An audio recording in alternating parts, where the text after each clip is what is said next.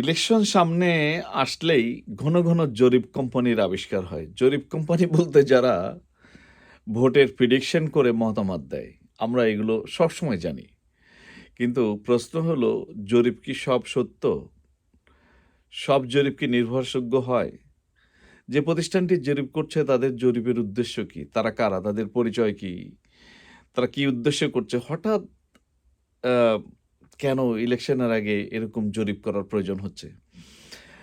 লক্ষ্য করে দেখবেন, যদি কোনো রাজনৈতিক দল যদি জরিপের উপর বেশি নির্ভরশীল হয়ে যায়, তাহলে বুঝতে হবে এখানে কিন্তু আছে। গত কিছুদিন আগে মাত্র এই ২ সপ্তাহের মধ্যে গত সপ্তাহে একটা কি মেকার কনসালটেন্ট একটা জরিপ করেছিল।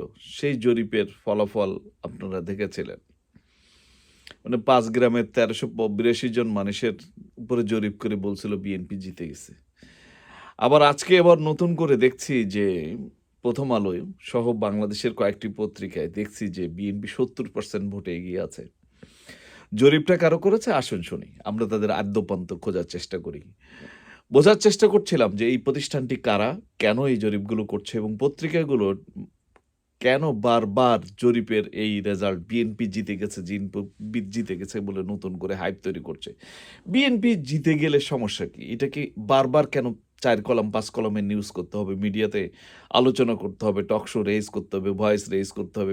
মেইন টেলিভিশনের টক শো গুলোতে দেখা যায় তাদের ভিউয়ারশিপ ১০,০০০, ২০,০০০, ৫০,০০০, ৬০,০০০, ১,০০,০০০। কিন্তু অনেক ইউটিউব চ্যানেল রয়েছে যারা ব্যক্তির প্রতিষ্ঠান। তারা সত্য উদ্ঘাটন করে তথ্য দেয়, যৌক্তিক কথা বলে বলে তাদের ভিডিওগুলো মিলিয়ন ভিউ হচ্ছে। কেন? কারণ মানুষ যখন মিডিয়াগুলো তাদের সত্য উপস্থিত করতে, সত্য তুলে ধরতে যখন ব্যর্থ হয়, মিডিয়া যখন বায়াসড হয়ে যায়, মিডিয়া যখন ব্যবসায়ীদের হাতে চলে যায় এবং ব্যবসায়ীরা যখন তাদের সুবিধার জন্য রাজনৈতিক দলের লেজুড়বৃত্তি করতে চায়, তখন মানুষ আসলে তাদের কথা বিশ্বাস করে না। আসুন আজকে শুনি, যেই জরিপে ৭০% ভোটে বিএনপি জিতে গেছে তার আদ্যোপান্ত খোঁজার চেষ্টা করি। প্রতিষ্ঠানটির জন্ম হয়েছে বাংলাদেশে ২০০৩ সালে। জীবনে কোনোদিন তারা জরিপের কাজ করে নাই। চিন্তা করেন। জীবনে একটি বছরের জন্য ২০২৩ সাল থেকে ২০২৬, ২৩টি বছরে কত ইলেকশন হলো, কত নির্বাচন হলো। জীবনে কখনো ইলেকশনের উপর জরিপ করেনি। আজকে তারা জরিপ করছে। এবং সেই জরিপের নিউজটি বাংলাদেশের সকল অলমোস্ট সকল পত্রিকায় 'প্রথম আলো', ডেইলি স্টার গ্রুপ সহ, বাংলা ভিশন সহ বিভিন্ন টেলিভিশন মিডিয়াতে বলা হচ্ছে যে বিএনপি ৭০% ভোটে জিতে গেছে। এই জরিপগুলো তখনই তারা করছে যখন আমেরিকার IRI, ইন্টারন্যাশনাল রিপাবলিকান ইনস্টিটিউট এবং ব্রাক তারা যখন জরিপ করেছিল নিরপেক্ষভাবে ৬৩টি জেলায়, যেখানে জামাত বিএনপির সাথে খুব হাড্ডাহাড্ডি লড়াইয়ের ডেটা পাওয়া গিয়েছিল, যেটা সম্পূর্ণ নিজেদের পরিচয় গোপন করে, তখন এরা বারবার জরিপের রিপোর্ট সামনে আনছে। এটি এটি হচ্ছে আমাদের অ্যানালাইসিস। আমি দেখার চেষ্টা করছিলাম এই যে আজকের ইএএসডি, কখনো নাম শুনিনি। আপনারা কি নাম শুনেছেন? EASD, elements associates for social development, eminence, মানে খুব প্রসিদ্ধ বলতে চাচ্ছে, eminence associates for social development. তারা কি নিয়ে কাজ করে? ২০২৩ সালে এটা সিটি কর্পোরেশনের একটা ট্রেড লাইসেন্স অনুমোদন নিয়েছে। সামাজিক সংগঠন হিসেবে তারা কাজ করবে। কি কাজ করবে?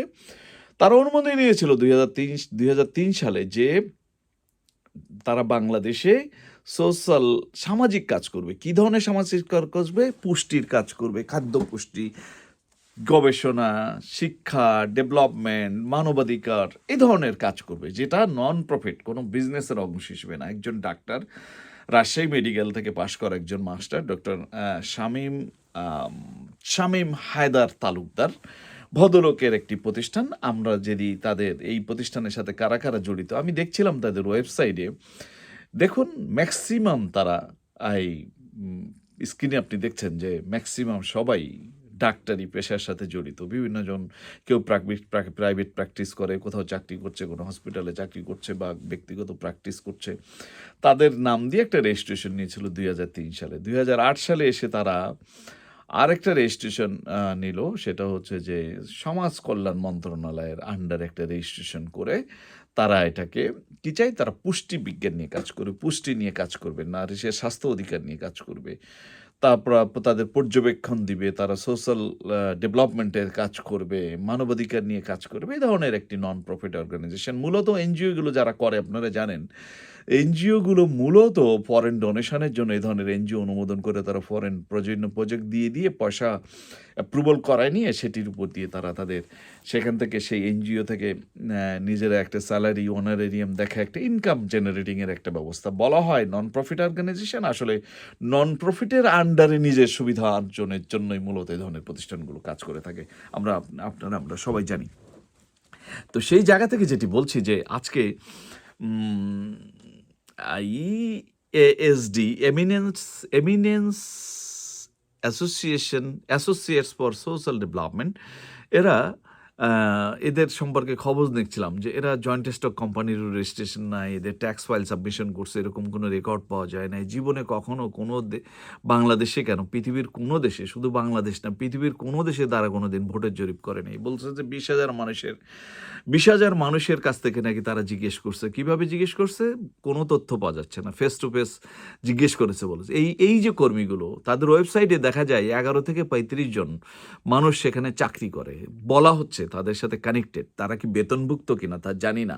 একটি ঠিকানা সেখানে পাওয়া গেছে, কিন্তু কখনো তাদের সম্পর্কে কোনো বিস্তারিত তথ্য পাওয়া যায় না। সাংবাদিকরা এ ধরনের কোনো প্রশ্ন না করে সেগুলো কালাম বাই কলাম নিউজ করছে যে বিএনপি জিতে গেছে, নতুন হাইপ তৈরি করছে। বেসিক্যালি বাংলাদেশে একটি ইতিমধ্যে নতুন রাজনৈতিক মেরুকরণ হয়ে গেছে।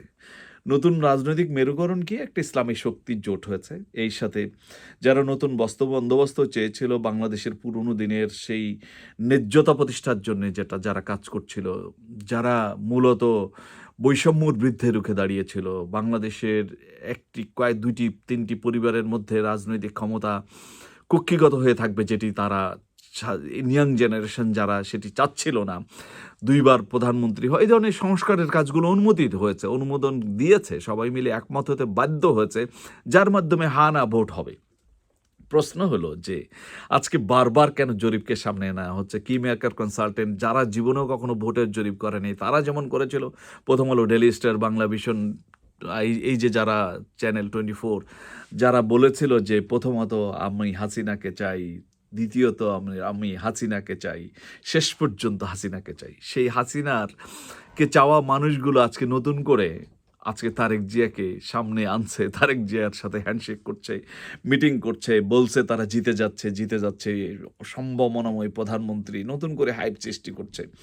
আসলে এই জরিপের উপরে নির্ভর না করে আমাদের যেটি করা দরকার, আপনার পাশের মানুষকে জিজ্ঞেস করুন। দেখবেন যারা ফেল করা লাস্টের দিক দিয়ে ফার্স্ট হওয়া ক্যান্ডিডেট, যারা ফেল করার সম্ভাবনা বেশি, তারা যেটা করে, যেমন ডাকসুতেও জরিপ করেছিল, ছাত্রদলটা জিতে গেছিল অনেক ভোটের ব্যবধানে, শিবিরের পজিশন ছিল মনে হয় 4 নম্বর না 5 নম্বর জরিপে, কোনো জরিপেই কিন্তু শিবির কিন্তু জেতেনি।